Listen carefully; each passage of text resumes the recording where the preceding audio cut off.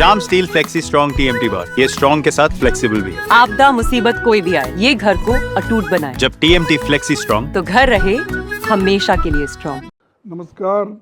Uttar Pradesh Congress committee के हमारे संगठन निर्माताओं और जुझारू कार्यकर्ताओं, आप सबका संगठन सृजन अभियान की इस महत्वपूर्ण मीटिंग में बहुत स्वागत है। कांग्रेस का उत्तर प्रदेश से नाता राजनीति से बहुत ऊपर है। ये नेहरू जी से लेकर इंदिरा जी, राजीव जी, सोनिया गांधी जी और अब राहुल गांधी जी की कर्मभूमि है। भला कौन भूल सकता है कि आज़ादी के आंदोलन में उत्तर प्रदेश का कितना अहम रोल रहा है। 2024 के लोकसभा चुनाव में उत्तर प्रदेश में इंडिया गठबंधन की शानदार जीत ने भारतीय जनता पार्टी को बहुमत से रोकने में बड़ी भूमिका निभाई है। ये चुनाव हमारे देश के लिए, हमारे संविधान के लिए, आम जनता के हक और भागीदार के लिए बहुत अहम था।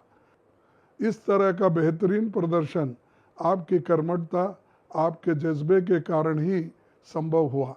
इतने साल सत्ता से बाहर रहने के बावजूद पार्टी के प्रति आपके समर्पण और निष्ठा की मैं सराहना करता हूं। आज देश एक मुश्किल दौर से गुजर रहा है।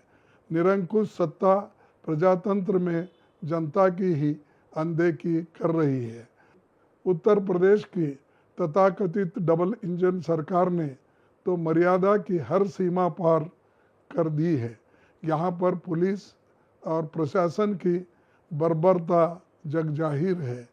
महिला सुरक्षा से लेकर युवाओं पर यातना, दलितों, पिछड़ों और अल्पसंख्यकों के हक का हनन की उत्तर प्रदेश की भाजपा सरकार की एकमात्र उपलब्धि है, जो बाबा साहब के संविधान को ताक पर रखकर डर और दबाव की राजनीति कर रही है और सामाजिक न्याय के सिद्धांतों को नज़रअंदाज कर रही है।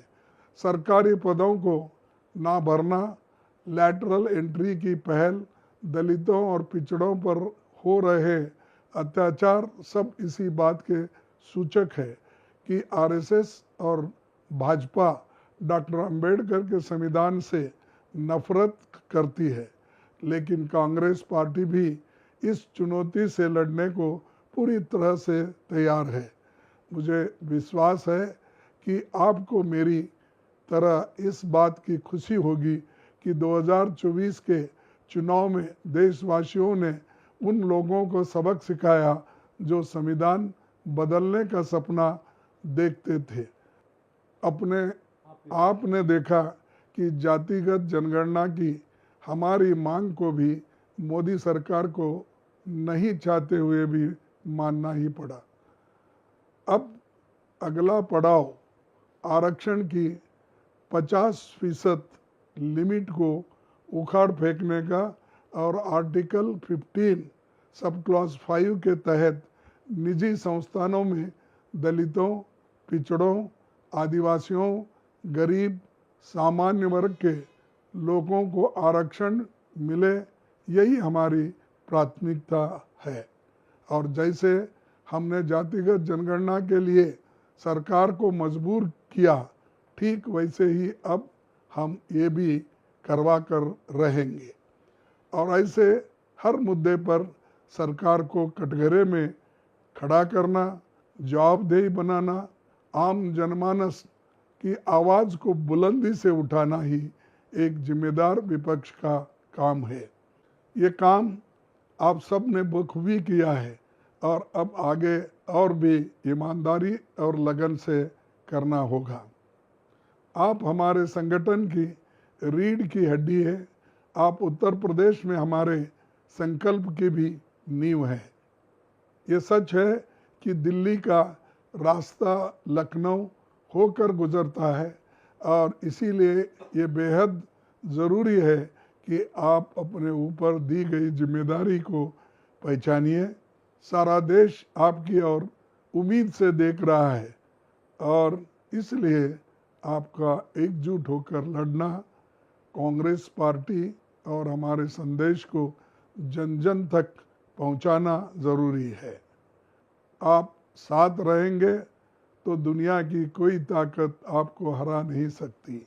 उत्तर प्रदेश का कांग्रेस कमेटी का ये 100 दिनों का अभियान एक साधारण कार्यक्रम नहीं, ये हमारे संगठन को और मजबूत करने, लोगों से सीधा संपर्क स्थापित करने के लिए कांग्रेस का झंडा लहराने के लिए एक बहुत बढ़िया पहल है।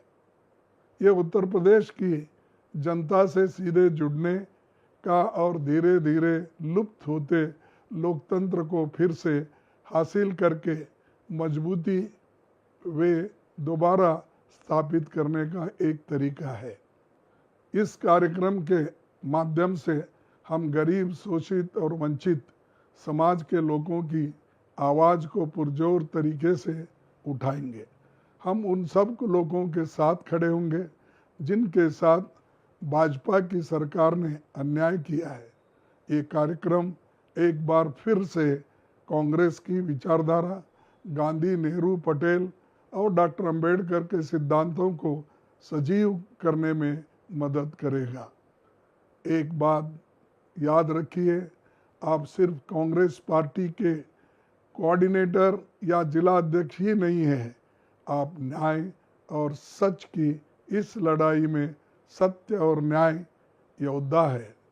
आपके समर्पण और त्याग से हमें भी अपनी लड़ाई आगे जारी रखने का हौसला मिलता है।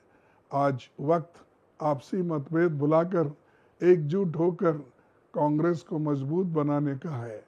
आपका अगला लक्ष्य 2027 का विधानसभा चुनाव होना चाहिए। उसकी तैयारी में दम खम से लग जाइए। मैं संगठन सृजन अभियान की अपार सफलता की कामना करता हूं। मैं आप सबको दिल से धन्यवाद देता हूं। जय हिंद, जय संविधान, जय कांग्रेस।